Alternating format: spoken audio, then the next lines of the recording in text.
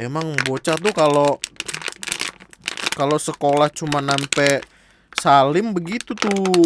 Kalau sekolah cuma sampai minta duit begitu emang adatnya.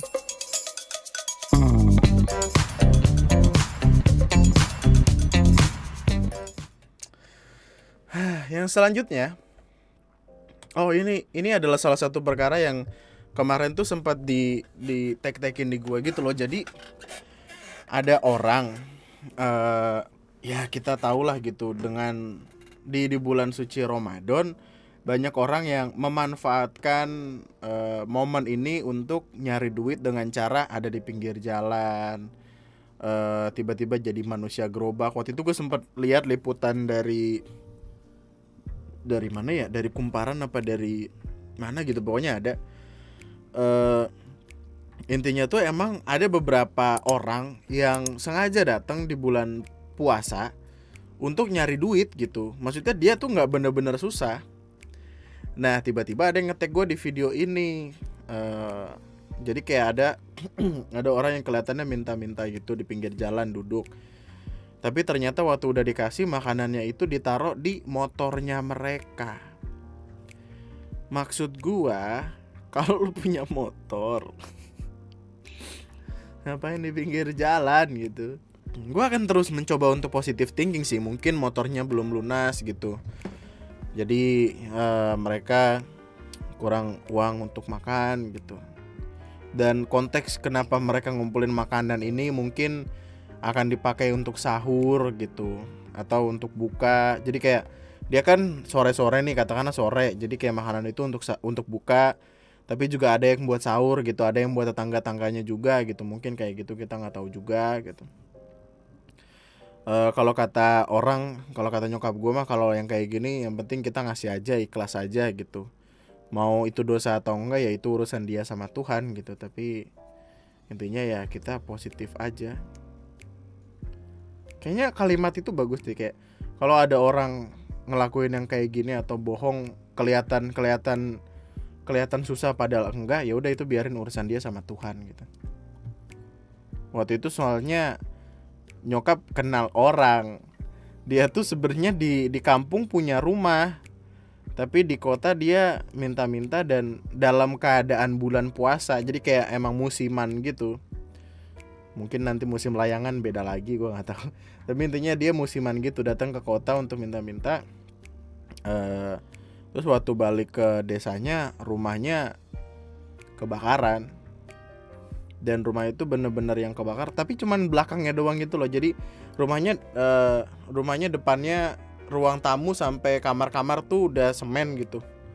Bagian dapur tuh masih kayu-kayu, yang kebakar tuh yang bagian kayunya doang. Kayak mungkin itu apa? Teguran gitu dari Tuhan gitu loh. Soalnya duit yang dia dapat tuh kayak hampir semuanya kepake buat renovasi rumah gara-gara kebakaran itu. Ya mungkin itu bagaimana cara Tuhan gitu. Tapi di sisi lain gue justru lebih salut sama ini, sama ibu-ibu yang kayak gini, orang-orang yang kayak gini. Udah nih, nggak mau nih. Ya udah sih.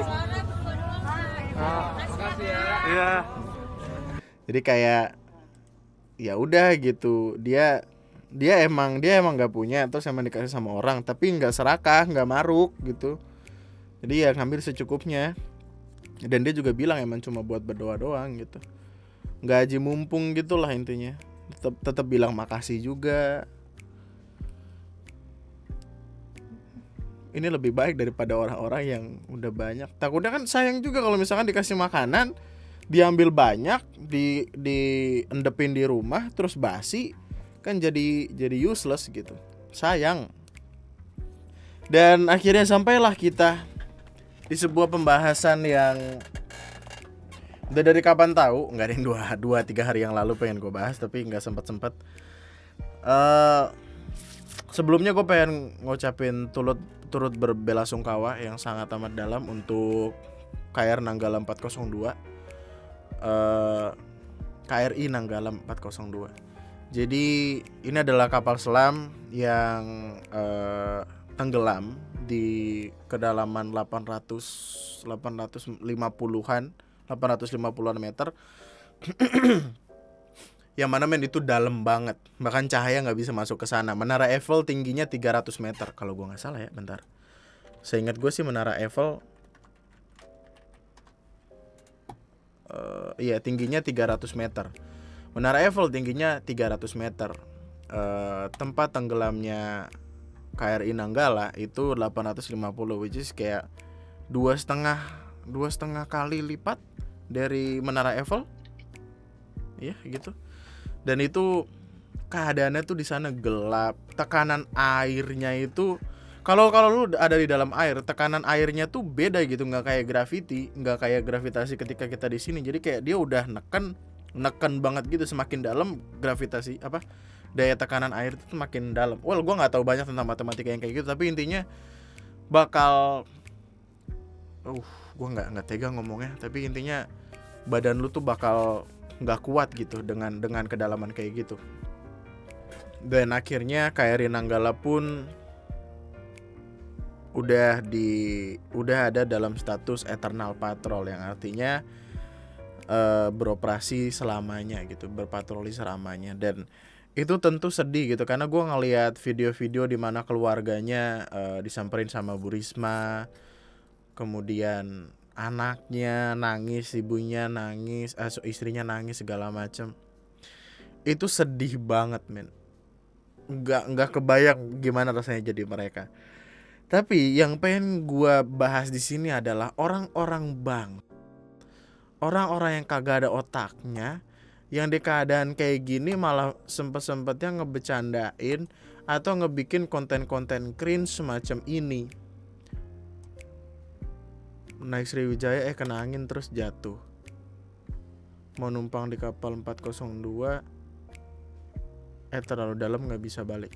Maksudnya konten-konten kayak gini itu dibikin untuk memanfaatkan momen gitu. Dalam artian kayak mungkin mereka pengen jadi orang yang paling asik di muka bumi ini, gue nggak tahu juga.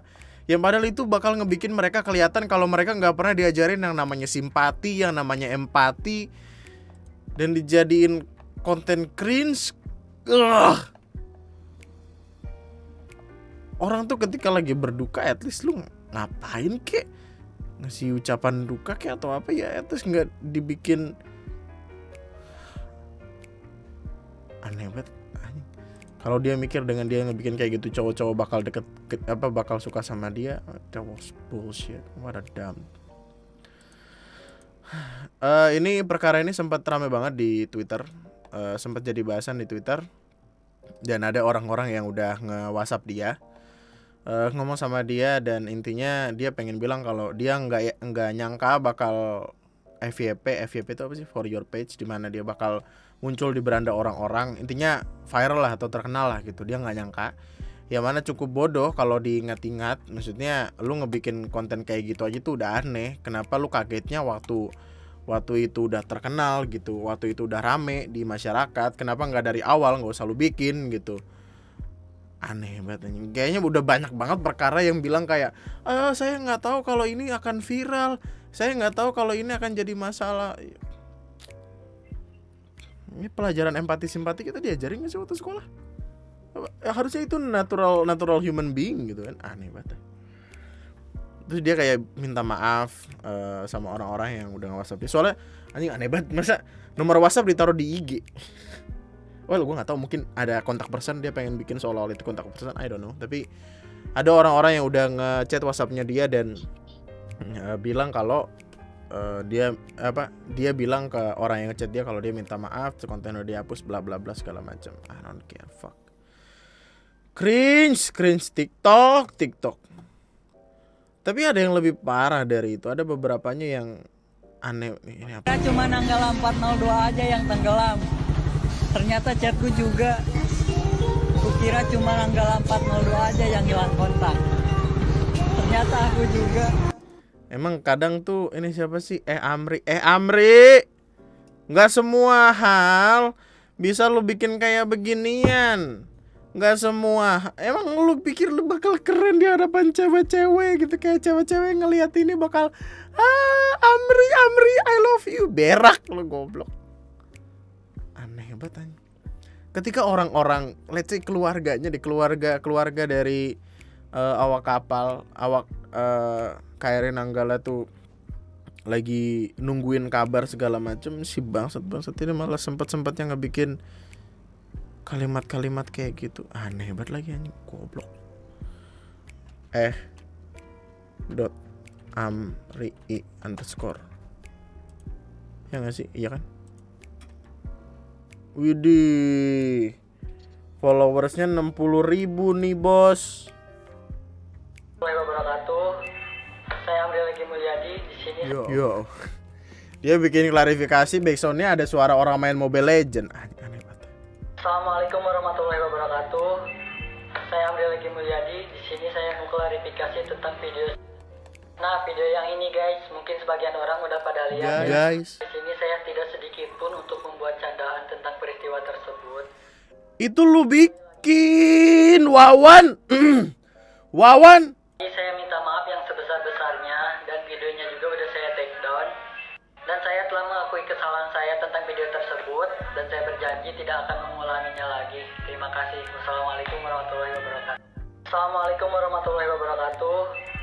Klarifikasi aja masih dipakein filter suaranya. Mungkin dia nggak pede sama suaranya, kita nggak tahu juga gitu.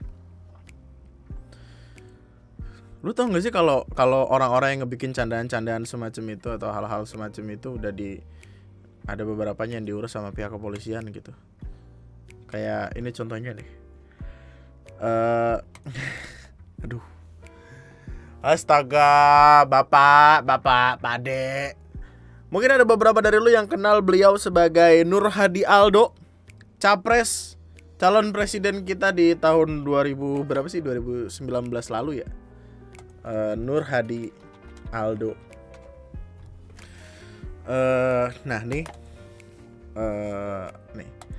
Koalisi Indonesia Tronjol Maha Asik, Nur Hadi Aldo. Oh, baru sadar kalau ininya bisa dildo. Aneh banget.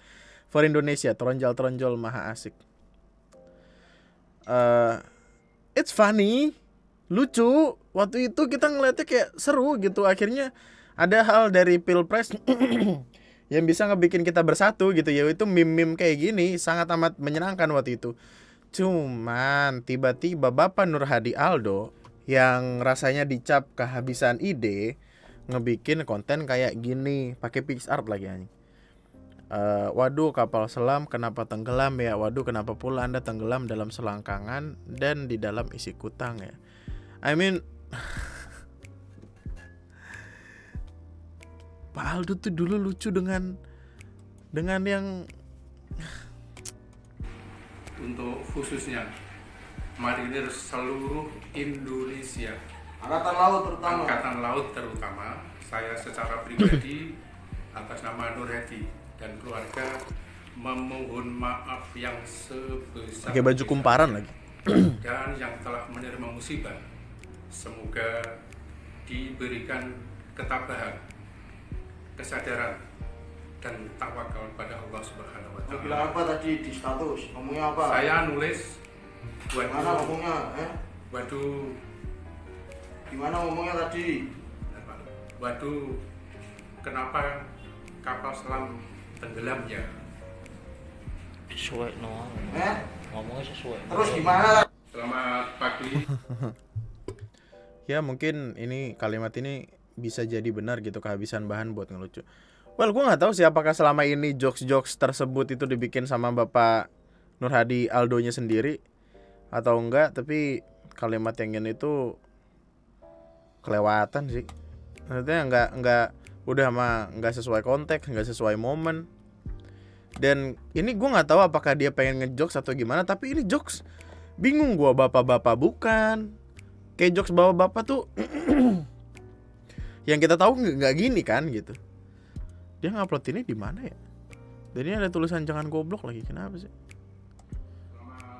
Setahu gue Bapak Nur Hadi ini dulu tukang pijet di salah satu daerah gitu, terus akhirnya rame diwawancara segala macem, dan let's say mungkin punya fame atau apa, I don't really know, tapi jadi nggak respect cuy,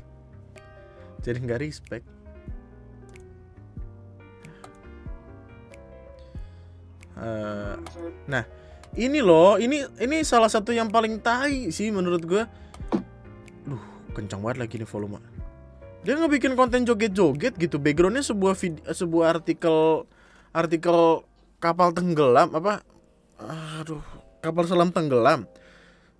Tapi dia ngebikin video joget-joget dengan kalimat-kalimat yang gak masuk akal gitu, yang goblok banget jatuhnya. Gue ketika dengar kapal selam Indonesia tenggelam. Aduh, copyright lagi, fuck. Rasanya senang banget karena mustahil para tentara itu nggak tahu kalau kapal mereka akan tenggelam. Ya jelas mereka tahu lah. Hah? Kok rasanya senang banget? Coba deh kalian pikirkan baik-baik, itu kapal selam apalagi? Itu kan seperti penyamaran. Jadi buat apa dia kasihanin? Jadi buat apa dikasihanin apa? Astaga, ini kenapa sih bocah? Mana joget-joget lagi? Ih, tolol.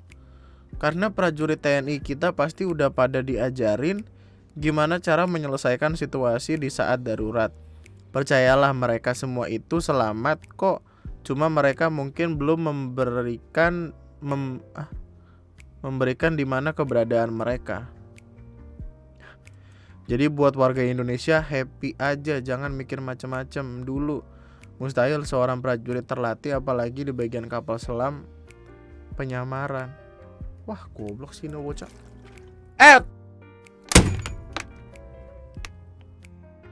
Tumpah kopi gua.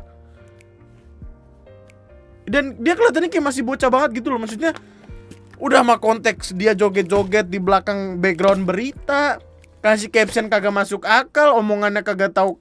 Lu gua nggak akan kaget kalau dia ditangkap sama pihak kepolisian atau something like that.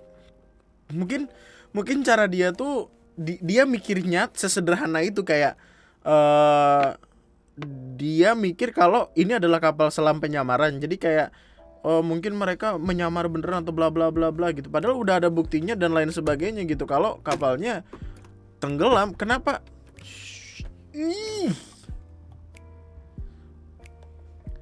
Gue ketika dengar kapal selam Indonesia tenggelam, rasanya seneng banget karena mustahil para tentara itu nggak tahu kalau kapal mereka akan tenggelam. Ya jelas mereka tahu lah. Ya Allah, emang bocah tuh kalau sekolah cuma sampai salim begitu tuh. Kalau sekolah cuma sampai minta duit begitu emang adatnya. Yang gue nggak seneng kenapa dia joget-joget gitu. Tolol lagi. Apa sih TikToknya? Ya disensor lagi tadi TikTok ya. Mencari tahu itu di bocah. Tapi akhirnya perkara ini jelas terus. Oh ini Kingdom Understar Star. Nama lu aja masih bisa joget-joget ya. Lu ya klarifikasi. Siap-siap lu Cil, makan tuh selang. Kok selang? Yang si imam kan dipukulin selang. Oh iya. Tapi intinya dia minta maaf karena telah membuat konten-konten yang tidak berguna dan telah melakukan tindakan. Ini suara dia apa suara editor sih? Ini kayak suara-suara penjual bakso borak anjing. Saya pribadi minta maaf karena telah membuat konten-konten yang tidak berguna dan telah melakukan tindakan yang kriminal dan juga pihak yang dirugikan. Saya bisa merasakan itu. Saya membuat video itu tujuan untuk pansos atau untuk apa, dan saya mengakuinya itu.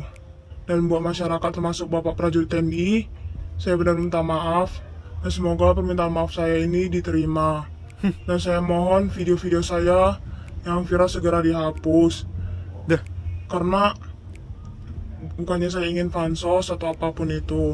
Saya mohon sekali lagi, saya minta maaf buat Bapak prajurit TNI yang sedang berjuang di sana untuk menyelamatkan korban yang awak kapal. Dan saya mohon semua warga masyarakat Indonesia untuk lihat ke sini. Untuk tidak memviralkan video-video saya. Lihat ke sini, boy. Sekali lagi saya mohon maaf.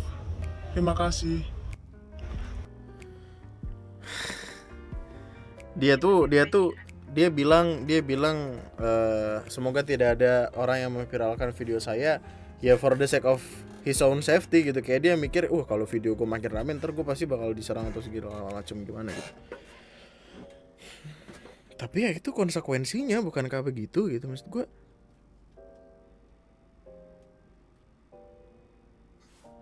Aja dari awal ketika lo pencet upload kan harusnya lo sadar gitu apakah konten lu ini berbahaya atau enggak gitu. Apakah maksud dari video ini bakal diterima orang kayak gimana, harusnya lu tahu dong, harusnya lu paham gitu. Maksudnya kalau dia bilang dia ngebikin video itu bukan untuk pansos, dan apa gitu. Apalagi kalau bukan pansos namanya. Apalagi kalau bukan ngebikin video ini buat pengen kelihatan keren. Rasanya seneng banget. Astaga. Tolong nanggal. Oh, ini dia juga KRI 402 ditemukan. Tapi bohong.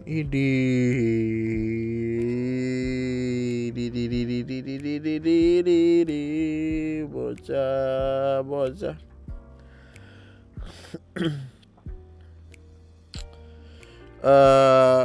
Gue nggak tahu sih ini dia bakal diapain gitu. Gue nggak tahu bakal diusut ke arah mana. Gue nggak tahu dia bakal dibawa kemana perkaranya. Apakah pengen diseriusin atau enggak. Tapi kayaknya ini adalah pelajaran bagus gitu buat orang-orang supaya nggak ngelakuin yang kayak gini gitu. Karena iya, apakah itu bagus pertama? Apakah itu normal kedua? Apakah itu tidak menyakiti hati orang lain gitu? Gue kalau misalkan jadi keluarga dari salah satu korban dari KRI Nanggala terus ngelihat video-video semacam ini, gue depak palanya. Emang beda anak sekarang dan dulu, rasa empati sangat-sangat kurang, keblinger dengan jumlah kemajuan zaman. Emang benar kalau kita belum siap mengikuti kemajuan teknologi, padahal setelah TikTok nanti pasti ada aplikasi yang lebih-lebih lagi. Gue curiga kayak orang-orang kayak gini tuh menuhankannya terlalu menuhankan likes, komen, dan komen. Dia pengen ngoleksi di profilnya tuh di bawah fotonya tuh ada tulisan like berapa juta, followers berapa juta.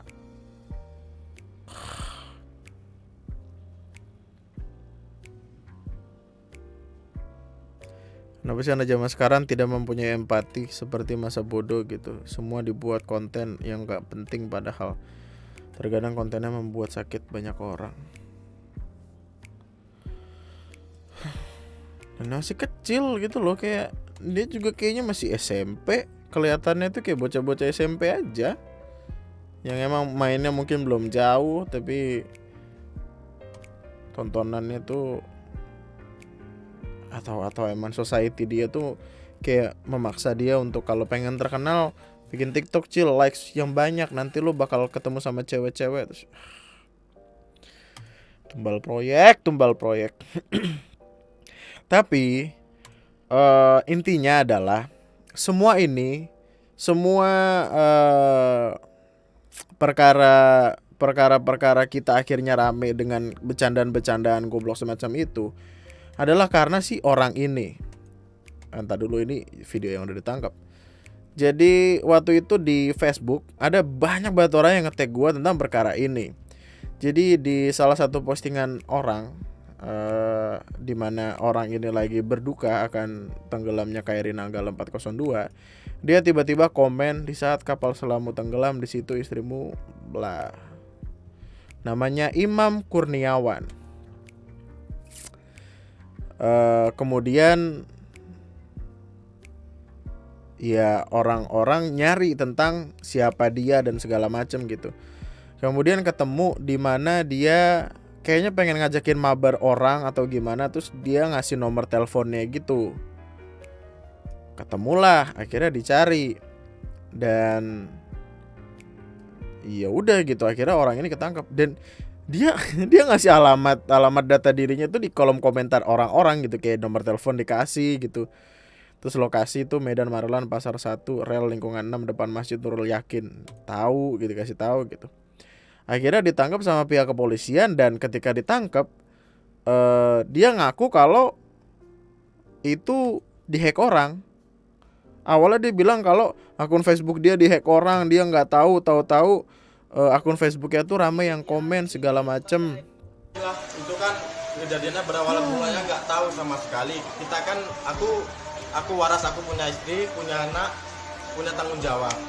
Posisi aku kerjaan tuh petani gitu kan, sehari-hari petani lah dari pagi sampai sore.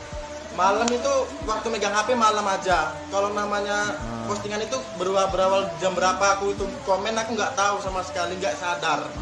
Dan aku posisi pun langsung buka HP gitu kan bang. Ya udah langsung tuh tertera notifikasi aku tuh viral. Jadi intinya dia pengen bilang kalau HP-nya dibajak karena sehari-hari dia tuh kerjanya di sawah gitu, dan dia megang HP cuman malam doang. Dia state-nya gitu. Terus dia waktu buka HP kaget. Gini jadi buronan, aku lihat permintaan pesan tuh banyak kali sampai bawah tuh kan banyak. Aku tuh sesak langsung lah, kaget gitu kan, nggak sama sekali kayak mana gitu loh, kaget, capek, posisi capek pulang dari ladang gitu kan. Nengok HP udah kayak gitu isinya.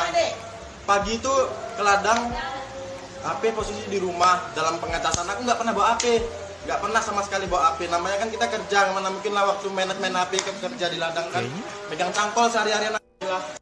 Ya kalau misalnya seumpama kalau keluarga dari Bapak Polres ataupun orang yang saya maksud ini, walaupun bukan saya yang bikin postingan itu, Dia disclaimer dulu. saya mohon maaf untuk besar-besarnya kepada orang yang sudah menilai saya buruk. Tetapi saya berani, namanya kita Islam, diajarkan untuk berani maju. Di saat kita benar, di saat kita salah, saya menerima salah. Tapi kalau saya benar, saya berani maju sampai kapanpun. Oke, terima kasih Bang atas penjelasannya, dan di sini saya akan memberikan beberapa bukti dari perkataan Abang tersebut. Dan di sini adalah hasil cetak bukti bahwasanya login ini untuk sekedar informasi, lokasi tempat tinggal Abang ini adalah Jalan Marelan Pasar 1 Turil, lingkungan 6. Itu berlokasi di Medan, Sumatera Utara. Sedangkan lokasi login dari Facebook adalah Bandar Lampung, Indonesia. Ini di Medan. Dan kami berlokasi di Medan untuk pastinya. Sekian. Well, aduh. Sebenarnya buktinya tuh nggak konkret juga sih, karena masih bisa dimanipulasi sebenarnya. Kayak bisa aja dia minta orang gitu buat yang orang dari Medan gitu, buat dari Bandar Lampung, ada mungkin temennya atau apa. Let's say dengan HP yang sama, bilang loginin gua dong, terus kirimin ke gua fotonya, nanti gua print. Ada kemungkinan kayak gitu. Terus ada kemungkinan kalau emang locationnya error, karena emang location di Facebook tuh kadang nggak konkret gitu loh, maksudnya nggak sesuai banget. Nih kalau gua lihat di aktivitas login gua kan, gua tadi udah ngecek nih. HP gua bener, enggak, HP gua juga hitungannya salah lah, gua di Bekasi, HP gua di Jakarta gitu, gimana sih? Ya juga ya. Tapi kan at least masih dekat gitu. Dia kan dari Medan ke Lampung, cukup jauh dong. Ini gua kan lokasinya di Bekasi, tapi di sini ditulisnya di Setu. Well, Setu juga Bekasi, tapi itu cukup jauh dari rumah gua, mungkin 3 atau 4 jam perjalanan. Itu masih ada kemungkinan kayak gitu juga, kayak locationnya nggak sesuai gitu. Dibajak tuh, ya well, mengingat dia membagikan informasi nomor handphone dan alamat si anak itu, ya masih ada kemungkinan dia dibajak sih emang. Karena dia tidak memahami yang namanya hal yang tidak boleh di-share tuh apa di sosial media. Tapi gue pengen mikir kalau katanya HP ditinggal di rumah, mungkin ada temennya yang pakai HP-nya atau istrinya atau anaknya, tapi kayaknya istri dan anaknya nggak mungkin sih ngebikin status kayak gitu. That was weird. Malah jadi muter-muter gitu loh. Cuman kan perkaranya dia udah ditangkap gitu. Terlepas bener atau enggaknya, itu adalah akunnya dia gitu. Dia butuh bukti yang lebih lagi untuk meyakinkan orang-orang kalau itu bukan dia. Apalagi perkara ini tuh jadi makin rame, penangkapan dia jadi makin rame karena dia punya bounty gitu. Jadi kayak One Piece, ada bounty-nya. Setelah ngelihat komennya dia itu, akhirnya dia pun dicari. Dan siapapun orang yang bisa nemuin dia bakal ngedapetin duit dari apa-apa yang udah dikumpulin ini. 2 juta, 200 ribu, 5 juta, pokoknya sampai kekumpul, I don't know, mungkin 35 juta, 40 juta. Pokoknya udah banyak deh, awalnya 15 juta nih dicari. Tapi akhirnya setelah ketemu ya udah gitu. Mungkin karena dia dicari, dan ketika sudah ada salam persahabatan baru duit itu bakal dikasih. Tapi karena nggak boleh divideokan, karena emang yang ngurus tuh langsung pihak yang berwajib gitu yang ngurus. Tapi sekedar informasi, videonya juga udah rame, fotonya juga ada rame di mana-mana. Dia sudah mendapatkan selang persahabatan. Imam, nama lu Imam tapi tidak mencerminkan kelakuan lu, man. Imam. Astaga. Hati-hati atas jari-jari elu itu. Karena apalagi dia goblok juga ya, maksudnya. Dia komen dengan akun pribadinya. Dia ngasih tahu lokasinya dia di mana, nomor telepon dia di mana. Ya emang dia mainnya kurang jauh, kelakuannya kagak tahu adat ya begitu. Abis lu, maksud gua manusia bangsa mana nih? Ya. Gua matiin lu pakai remahan sih, kesel banget gua. Elah. Manusia bangsa mana yang hidup dan bermasyarakat dengan jari yang kayak gitu, pola pikir serendah itu, tapi berusaha pengen ngedapetin kebahagiaan di dunia. Tidak mungkin. Tidak mungkin. Lu dibonti sama orang lu. Gokil juga sih, siapapun yang nemuin dia bisa dapat 35 juta. Respect 35 juta. Tapi katanya duit itu pada akhirnya bakal dibalikin karena yang nemuin adalah pihak yang berwajib, bukan perseorangan gitu. Tapi gini loh.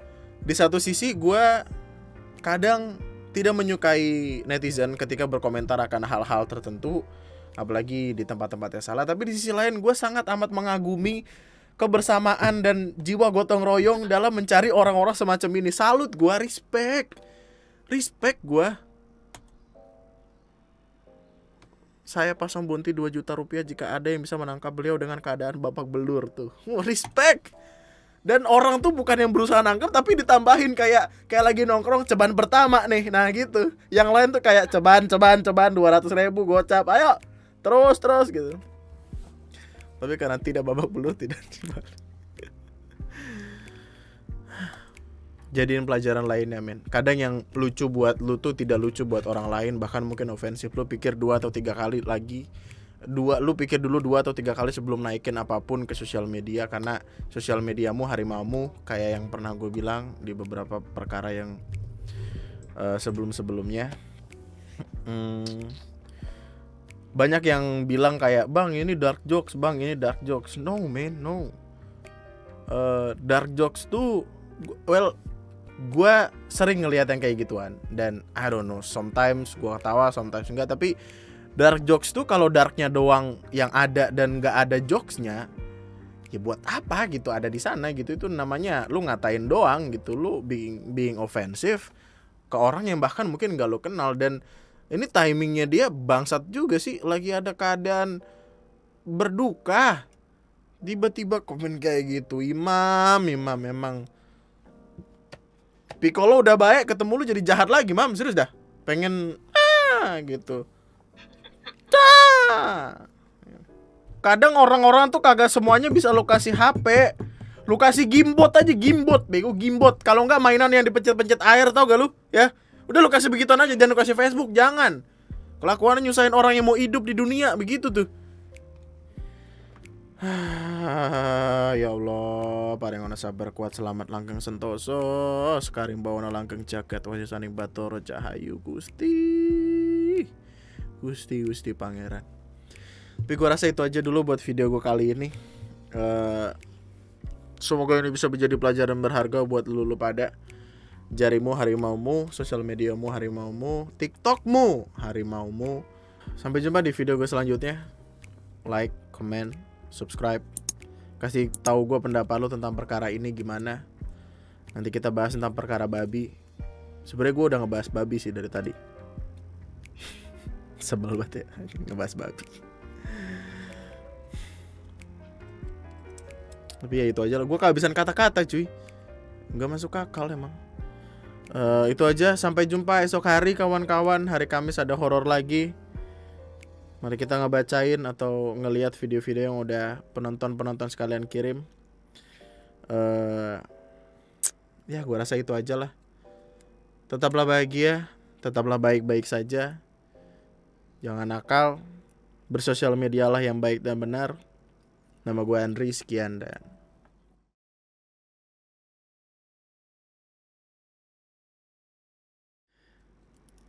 kayaknya emang gue nggak bisa lepas dari bayangan di mana ada beberapa orang bugil nangkepin babi malam-malam. Gue masih Tahu nggak ya ada Allah. Hah? ada 15 orang. 15 orang bugil untuk menangkap babi. Alasannya adalah karena menurut mereka ntar dulu. Alasannya adalah karena menurut mereka babi ngepet itu cuma bisa ditangkap sama orang-orang dalam kondisi bugil. Well, gue nggak tahu siapa yang memulai omongan itu, dan gue juga nggak tahu kenapa orang-orang itu percaya. Tapi akan aneh rasanya ketika kita buka pintu, tiba-tiba ada cowok-cowok bugil.